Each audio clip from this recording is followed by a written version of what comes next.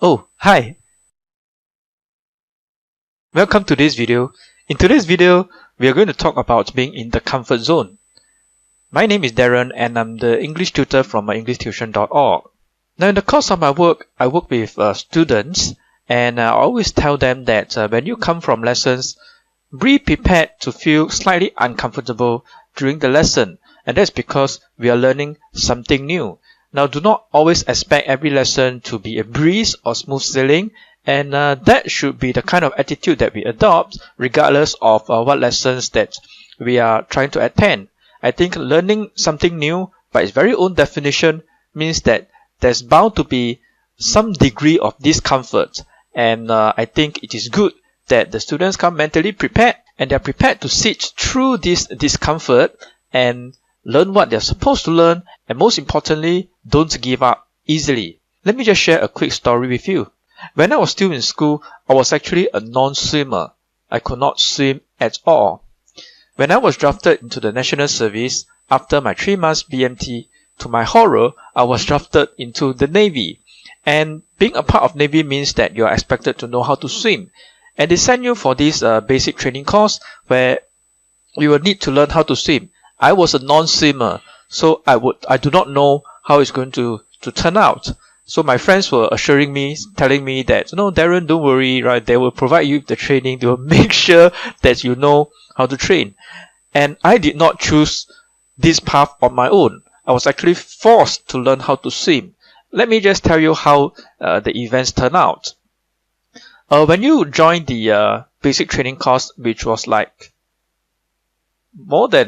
about 20 years ago, a very long time ago, so do forgive me if I forget some details because it was really a very long time ago. And when you first join the training course, they let you know very clearly upfront that you are going to have to pass the swimming test. If you do not, then that will lead to some kind of not so desirable consequences. For example, you get to book out late and you will have to resit for the test over and over again until you pass. And the criteria for passing the swimming test is actually quite simple. You have to swim the whole length of the pool. You have to tread water for about 5 minutes.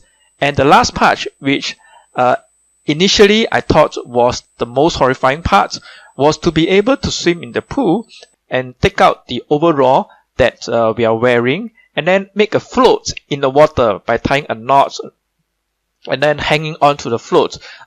This is the basic survival skills that we are supposed to pick up.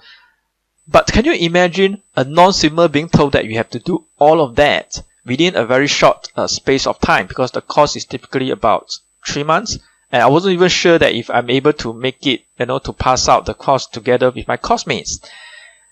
So what happened was that we went for the swimming training, and initially I wasn't able to swim well, and we were separated into different groups. Those who can swim, they have different lessons, they have a different set of instructions, and those who could not swim are put aside, and then we have to do our own swimming training.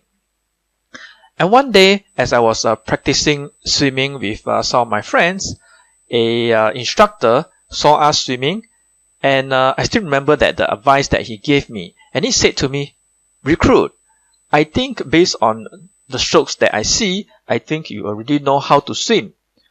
All you need to do is to learn how to relax and breathe."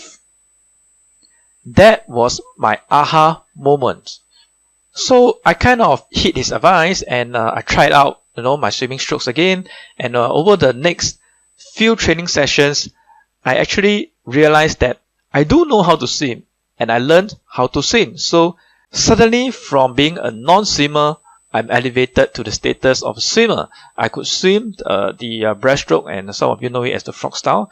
And that is actually the stroke that is required for all the people taking the course there to pick up. So once you know that stroke, basically you're considered a swimmer. And I was very happy, but that was not the end of the story. Knowing how to swim is not enough. I still have to learn how to tread water for at least 5 minutes, and I still have to learn how to, work with my overall, take out my overall and make a float. And I was able to swim, but I have doubts about being able to tread water for that period of time. Remember, I was a non-swimmer before. I did not know how to swim at all. So when I booked out from the course, and I think my course mates were out enjoying the weekends with their family and friends, I actually went back to my swimming pool. And at that time, I was still living in Boon Lay, and I went to the Boon Lay swimming pool to practice swimming and to learn how to tread water. And I know that when we take the swimming test, we are allowed to do this thing called what we call a back float. And the back float is essentially just lying on the back in the water with filling your lungs with enough air so that you stay afloat. And this technique itself is almost effortless. And if I can master that, then I know I stand a very good chance of passing the swimming test. So I went to the swimming pool and then I just tried it out. And it turns out that that's quite an easy technique to learn. So instead of having to waste the energy and tread water for that period of time, I can just do my back float, and then the 5 minutes would just fly by. So I managed to pass the component for treading water, and the last part of the test was actually the most challenging. So what I had to do was to practice by the side of the pool wearing my coverall, because I find that when I take out my coverall, somehow the clothes will become mangled and will become, will tangle with my legs, and that will prevent me from being able to stay afloat and do my stuff. So I have to practice right at the side of the swimming pool and make sure that I do not drown while I'm practicing. And eventually I managed to master the techniques, and I pass out the same time with all my other course mates. So the reason why I want to tell you this little story is that sometimes when we are willing to try things and move out of our comfort zone just a little bit, I think we can achieve things that we never thought that we have been able to achieve before. And I think our students can do the same. So if they are willing to take little baby steps out of their comfort zone and be prepared to sit through the little discomfort and frustrations that they will inevitably face when they learn, I think that they will go far. So let me know what you think about moving out of the comfort zone in the comment section under this video. And if you'd like to see more videos just like this one, just head on to my YouTube channel, subscribe to the channel, or you can follow our Facebook page. All the videos are completely free of charge, and I look forward to seeing you in the next video. Bye.